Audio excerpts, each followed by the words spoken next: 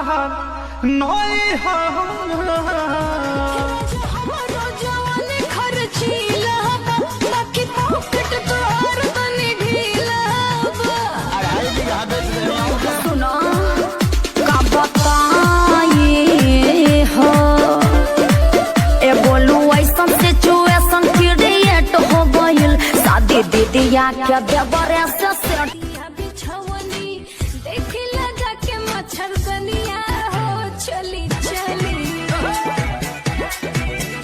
रानी हम हो भर लोट पानी कहती है हर लड़की भी ना प्यार को सीरियस लेती है, सब में से नफे को थोड़ा बसाने का नहीं,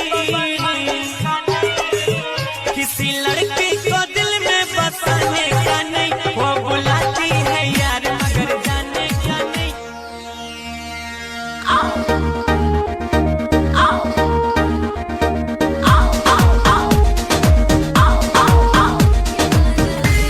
मेरे प्यार में डूबा परवाना है,